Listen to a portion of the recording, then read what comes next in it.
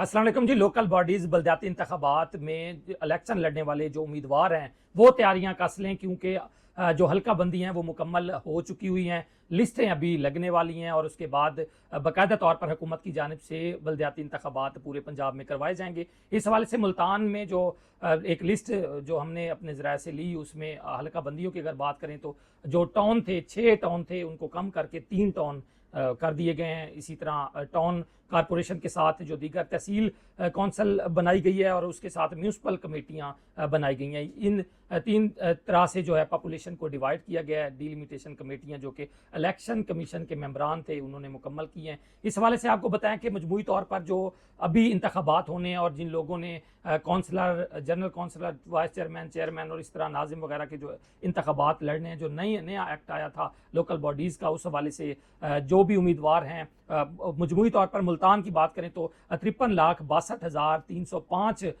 जो पॉपुलेशन है, आबादी है, ये इस पर जो डिवीजन लगी है, मुख्तलिफ डिवाइड किए गए हैं एरियाज़ को। मुल्तान की बात करें तो मुल्तान के अब 3 जो टाउन हैं, टाउन कारपोरेशन है। एक शाहरुख आलम टाउन कारपोरेशन है, दूसरा निस्ता टाउन कारपोरेशन और तीसरा मूसा पाक जो टाउन कारपोरेशन इस मरतबा बनाया गया है।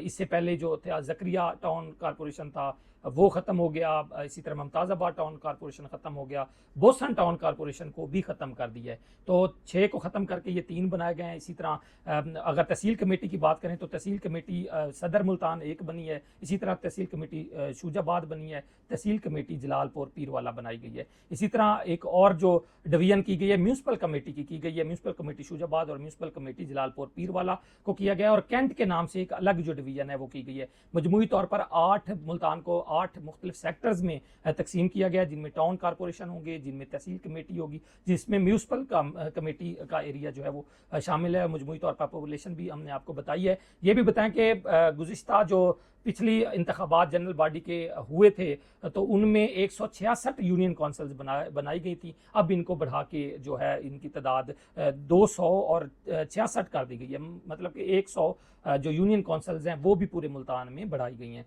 इसी तरह अगर इसकी मजमूई तौर पर अगर बात करें तो हतमी फहरिस्त जो लगनी है वो 25 जुलाई को अवेजा होनी है, और उसमें पता चलेगा कि कौन किस यूनियन काउंसिल में कौन सा शहरी रहता है। और इस हवाले से बहुत ज़्यादा जैसे ये लिस्ट पब्लिश होगी तो ज़ाहिर बात है MPAs MNAs के भी बहुत से तफुज़ात होंगे, खदशात होंगे। जो मुल्तान की अवाम है जिन्होंने साल से वोट दिए हैं, और चेयरमैन की और नाजिम की और साथ काउंसलर की जो तैयारियां कर रहे हैं, अगर उनके हल्के कट गए, मुख्तसर हो गए, या दूसरे हल्कों में दूसरे इलाके उनको अगर मिल गए तो उन्हें नाकाबिल तलाफी नुकसान भी होगा, और उसके लिए कमेटियां भी बनाई जाएंगी। मजमूई तौर पर जैसे 25 जून को ये लिस्ट अवेजा होगी, 10 दिन के लिए अवामी तजावीज़ जो हैं वो ली जाएंगी। अवामी तजावीज़ में देखा जाएगा कि अवाम इस पर क्या कह रही है। जो तैयारियां कर रहे हैं चेयरमैन वगैरह के इलेक्शन लड़ने की, काउंसलर लड़ने की, तो वो क्या सोच रहे हैं। उन तजावीज़ के बाद जो दूसरी जो लिस्ट है वो 5 जून को लगाई जाएगी, और 5 जून के बाद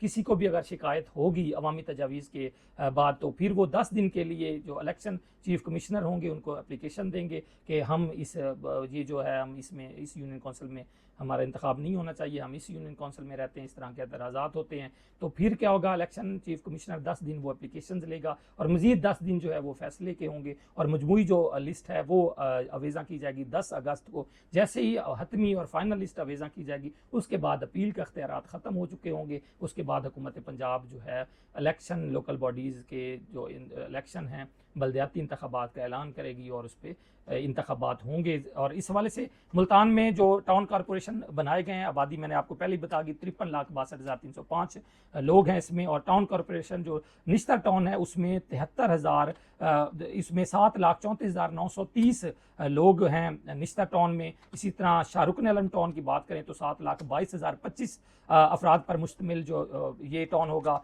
शाहरुख आलम टाउन, निस्तर टाउन में 32 यूनियन काउंसिल्स होंगी।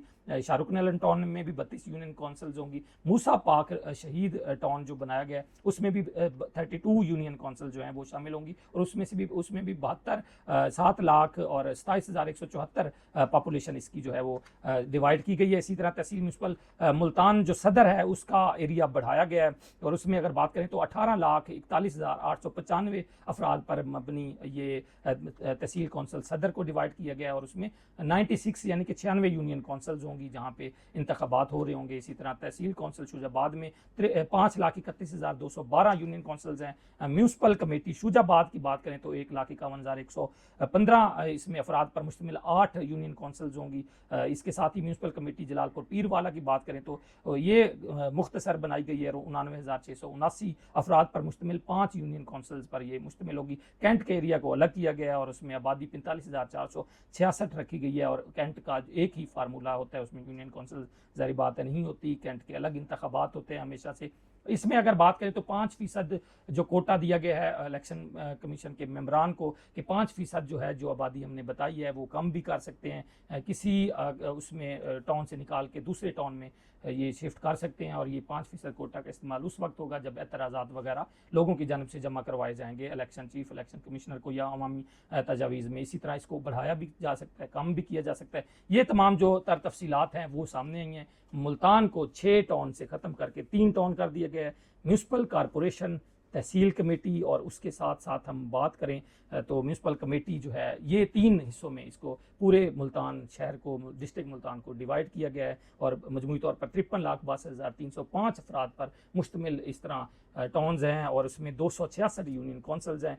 जैसे ही 10 अगस्त को ये हतमी फहरिस्तें मुल्तान में लगेंगी और उसके साथ बाकी भी पंजाब में इस तरह से बन चुका हुआ होगा फार्मूला ये जो आपको हम बता रहे हैं और उसके बाद फिर इंतखाबात होंगे। लिहाजा अब जो अहम मरला आने वाला है, क्योंकि अभी तक तो लोगों को नहीं बताया गया कि किस एरिया में जो है कौन सी यूनियन कौंसिल में ये शामिल हुए हैं। अच्छा, यहाँ पे ये भी बात बताएं, अभी MPAs और MNAs के जो एरियाज़ हैं उनको नहीं छेड़ा गया, यानी कि उनका जो हल्का अहबाब है या वो हल्का बंदी है वो वैसी डिलिमिटेशन उसी तरह रहेगी जिस तरह वो इलेक्शन लड़े थे। ये सिर्फ बलदियाती इंतखाबात में जो है वो तब्दीलियाँ की गई हैं और उसमें अगर किसी को एतराज़ होगा तो ज़रूर वो अपना एतराज़ उन 10 दिनों में या जो भी टाइम दिया गया है अभी मैंने आपको बताया उसमें ज़रूर जमा कराया, अदरवाइज़ बाद में जो है उसे पछतावे का सामना करना पड़ेगा। ये हमने तफसीलात ली हैं और जैसे ही 25 जुलाई को पहली लिस्ट लगेगी तो हम आपको ये भी बताएंगे कि कौन सी यूनियन कौंसिल किस एरिया में आ रही है और वहाँ के जो उम्मीदवारान हैं वो किस तरह मुतासिर हुए हैं। अगर लोगों की शिकायत होंगे, सवालात होंगे या कोई मसाइल होंगे तो वो भी हम ज़रूर उजागर करेंगे। बहुत शुक्रिया।